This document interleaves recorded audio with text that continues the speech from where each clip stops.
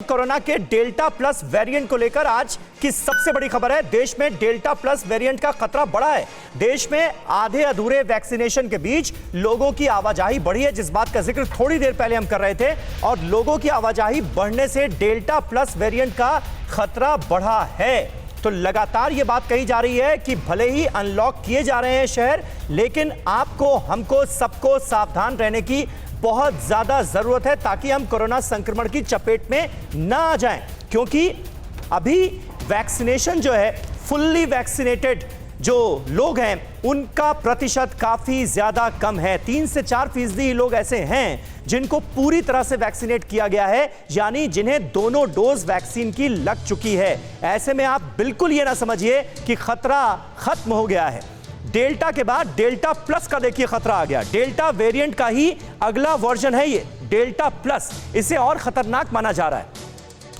Monoclonal antibody cocktail दवा के प्रभाव को कम कर सकता है ये सबसे ज्यादा खतरनाक बात है, ये सबसे ज्यादा चिंताजनक बात है। कोरोना के खिलाफ ये कॉकटेल एक कारगर मेडिकेशन माना जाता है, लेकिन ये कॉकटेल डेल्टा प्लस वेरिएंट पर बेअसर साबित हो सकता है। डेल्टा प्लस वेरिएंट संक्रमित लोगों के लिए ज्यादा खतरनाक इसीलिए माना जाता है। डेल्टा प्लस वेरिएंट से दोबारा संक्रमण का खतरा ज्यादा होता है, दोबारा संक्रमण का। 7 जून तक भारत में डेल्टा प्लस वेरिएंट के 6 केस सामने आ चुके हैं। तो ये वेरिएंट जो है, ये अब कोरोना के मरीजों में दिखने लगा है और निश्चित तौर पर ये हम सबके लिए चिंता का सबब है। तो इसके अलावा मोनोक्लोनल एंटीबॉडी कॉकटेल दवा क्या है वो भी हम आपको यहां पर दिखा रहे हैं। ये एक इंजेक्शन होता है जिसे मरीजों में दिया जाता है, लेकिन कहा यह जा रहा है कि ये जो डेल्टा प्लस वेरिएंट है ये कई तरह की दवा पर बेअसर साबित होता है। फार्मा कंपनी सिप्ला और रोश इंडिया इस इंजेक्शन को बना रहे हैं, जिसे कॉकटेल दवा, एंटीबॉडी कॉकटेल दवा के तौर पर जाना जाता है। भारत में इमरजेंसी इस्तेमाल की इसे इजाजत मिल चुकी है। इंजेक्शन लेने वाले 70% लोगों को अस्पताल नहीं जाना पड़ता, ये साफ तौर पर कहा जाता है।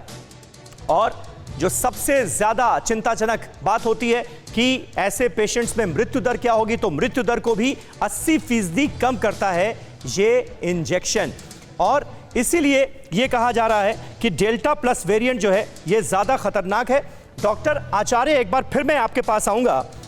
ये जो इंजेक्शन है और ये जिस कॉकटेल दवा का हम जिक्र कर रहे हैं, कई जगहों पर ये खबरें आई कि डेल्टा प्लस वेरिएंट जो है ये इसको भी धोखा दे देता है और ये दवा जो है ये भी बेअसर रहती है इस पर।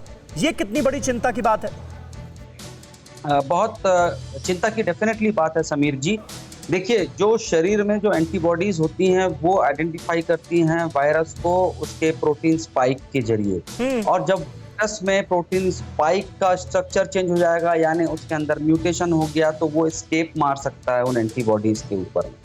तो ये रिस्क बन जाती है कि जो एंटीबॉडीज हैं, चूंकि ये मोनोक्लोनल एंटीबॉडीज हैं, ये सिमिलर होती है हमारी नेचुरल एंटीबॉडीज के, तो इनको भी एस्केप मारने में सक्सेसफुल हो जा रहा है अभी तक का जो डेटा आ रहा है, which is quite threatening.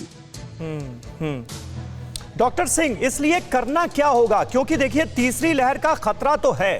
Trailer हमें थोड़ा थोड़ा नजर आ रहा है। अब ये डेल्टा प्लस वेरिएंट के केसेस भी सामने आने लगे हैं। ऐसे में फौरन किया क्या जाना चाहिए?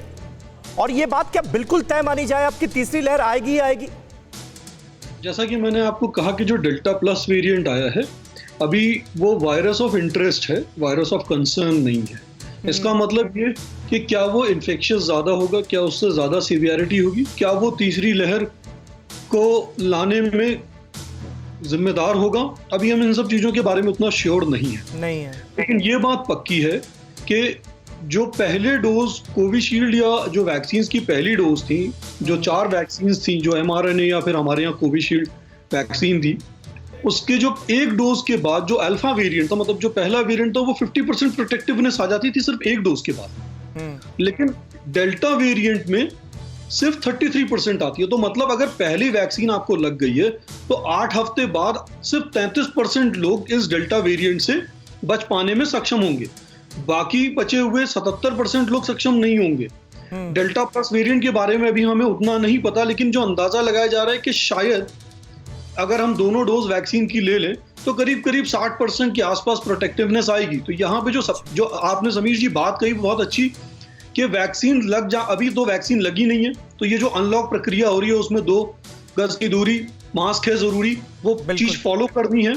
और जो दूसरी चीज है वो ये कि वैक्सीनेशन ड्राइव जो पिछली बार चली, अगर हम लोग हर बार इस बारे में बात करते हैं कि वैक्सीन लगी नहीं, लेकिन मुझे याद है कि वैक्सीनेशन ड्राइव जब पिछली बार चली तो बहुत दिन ऐसे थे कि जब वैक्सीनेशन कराने लोग गए ही नहीं। हाँ। जब राइट टाइम था तो लोगों ने वैक्सीनेशन लिया ही नहीं। तो अब जब वापस ये वैक्सीनेशन ड्राइव आए तो उसको ऑर्गेनाइज तरीके से लोग, जब पैंडेमिक का कर्व ऊपर जाता है नहीं, तो सही बात आप कह रहे हैं, सही बात कह रहे हैं डॉक्टर सिंह। और ये कहीं ना कहीं गैर जिम्मेदाराना रवैया बहुत सारे लोगों का सामने आया। दूसरी लहर से पहले लोग लापरवाह हो गए और वैक्सीन को दरकिनार करने लगे थे। दूसरी लहर का खतरा जब सामने हमने देखा, उसको सहा, तब जाकर लोगों की जबरदस्त भीड़ वैक्सीनेशन सेंटर पर पहुंचने लगी। अड़ी सोमवार से शुक्रवार शाम 6 बजे सिर्फ TV9 भारतवर्ष पर।